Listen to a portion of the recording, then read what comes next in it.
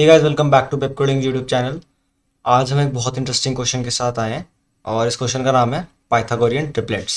तो आइए इस क्वेश्चन को देखते हैं।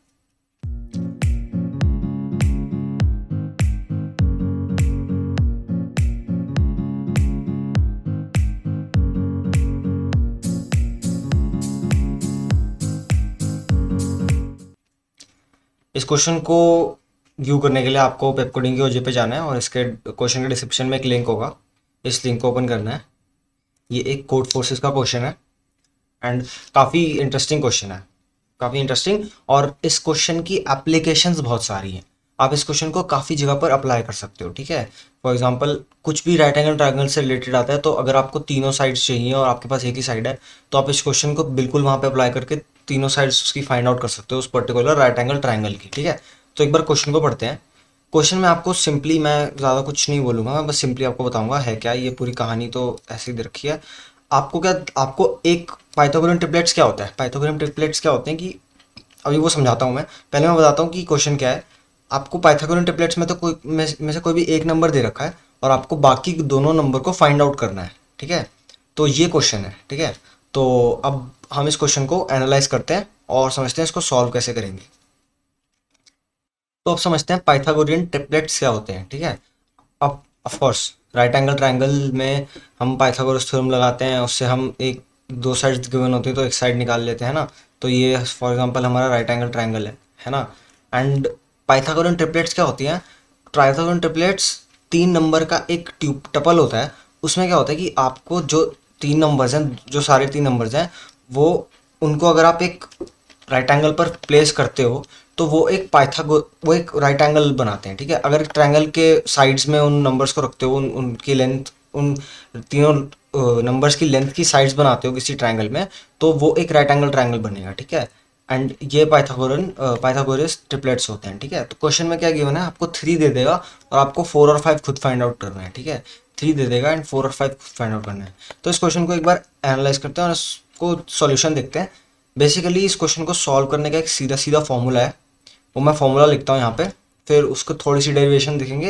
एंड बेसिकली फॉर्मूला ही है इसका पूरा, डायरेक्टली है ना। इसका प्रूफ देखना है तो इंटरनेट पे अवेलेबल है, बट ज़्यादा कुछ प्रूफ में भी है नहीं, ईजी प्रूफ है, ठीक है। तो एक बार सब कुछ देखते हैं, ठीक है। तो ये हमारे फॉर्मूलाज हैं, ठीक है। बेसिकली अगर आपको कोई भी ऑड नंबर मिलेगा, देखो एन, एम एंड के, ये तीन साइड्स हैं ट्रायंगल की। आपको एन गिवन है, आपको एम एंड के फाइंड आउट करना है। तो अगर आपको एन ऑड गिवन है तो फॉर्मूलाज ये होंगे, एंड इवन गिवन है तो फॉर्मूलाज ये होंगे, ठीक है। तो देखते हैं इनको एक बार, ये आए कैसे, ठीक है। हम ऑड वाले के लिए देखते हैं, इवन वाले का उससे कुछ रिलेटेड होगा, ठीक है। तो एक बार इसको देखते हैं, इसको एनालाइज करते हैं। देखो मैंने क्या लिखा है यहाँ पे, मैं पहले लिखता हूँ कि मैं पहले अज्यूम करता हूँ कि जो हमारा n है वो एक स्मॉलर साइड है। तो क्या होगा, K square is equal to M square minus M square plus N square, ठीक है। तो K square minus M square is equal to, ठीक है। ये बेसिकली इसको मैं इधर ले जाता हूँ इक्वल टू साइन के, राइटिंग को थोड़ा इग्नोर करना, पर ठीक है। तो के स्क्वायर इज, तो इसको मैं इधर ले जाता हूँ, इसको पेन थोड़ा कम वो कर देता हूँ, एन स्क्वायर हो जाएगा, ठीक है। तो अब आपको पता है A square minus B square की प्रॉपर्टी क्या होती है। ए ए स्क्वायर की property A plus B and A minus B, है ना। तो बेसिकली हम इसमें के और एम के टर्म्स में लिखते हैं, K plus M and K minus M, ठीक है, is equal to N square, ठीक है। अब हमें पता है कि N square into one is equal to N square होता है, तो उससे हम इसको, देखो इसको ऐसे लिख देते हैं, K plus M is equal to N square, K minus M is equal to one, ठीक है। अब हम कुछ नहीं करेंगे, हम बस इसको इसको वैसे रखें, हम यहाँ पे m को सब्स्टिट्यूट करेंगे और हमारे पास ये फॉर्मूला आ जाएगा, ये वाला जो ऑड वाला फॉर्मूला है के लिए, ये हमारे पास अपने आप आ जाएगा। तो देखते हैं।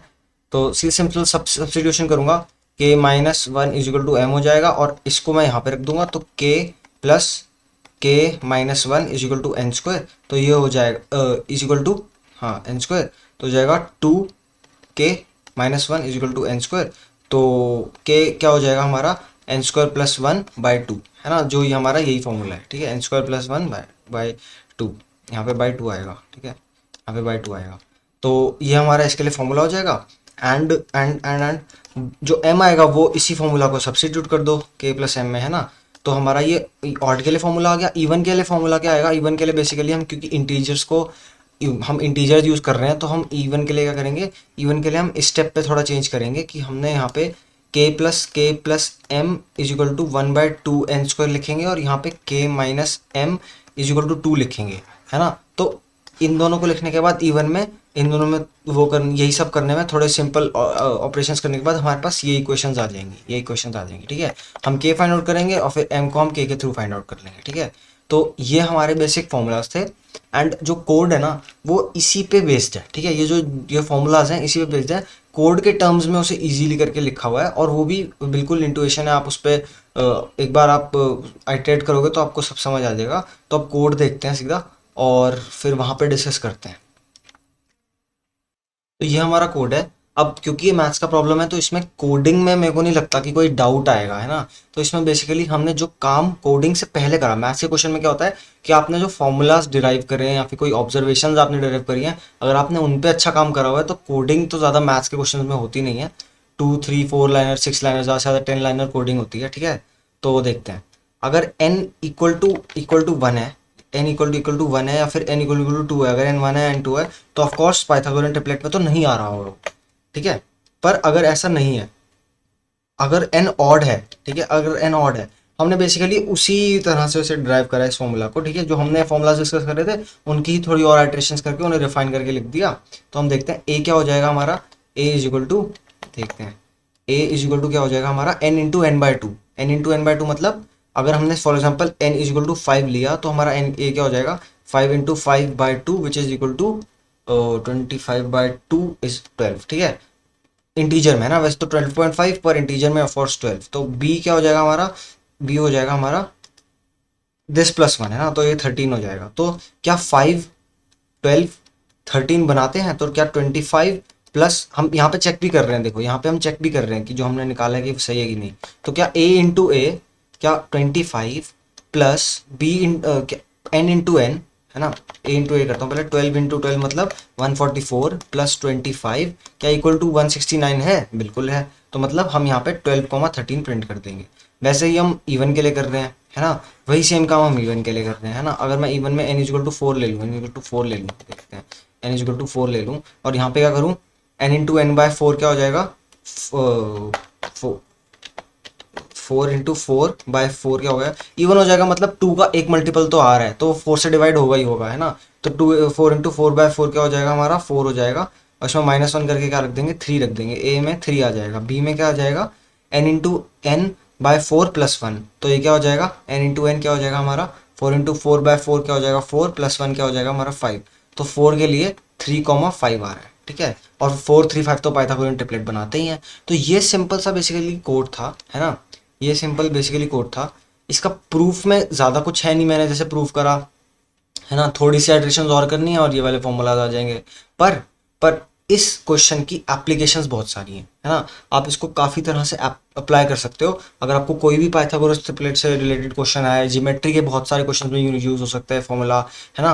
मतलब आपको एक ही दे रहे हैं और आप दोनों बाकी के निकाल रहे हो अपने आप, है ना। तो बेसिकली ये इसका पूरा कोड था, ठीक है। और ये इसका पूरा लॉजिक था behind this question. Pretty simple, अगर आपको पता हो ऑलरेडी है तो फिर ऑफकोर्स आप कर दोगे, है ना। इन कॉन्टेस्ट भी ये सब थोड़ी नॉलेज रहनी चाहिए, है ना। तो ये हमारा कोड था इस क्वेश्चन के लिए। उम्मीद करता हूँ आपको समझ आया होगा। Till the next video drops, keep watching Pep coding.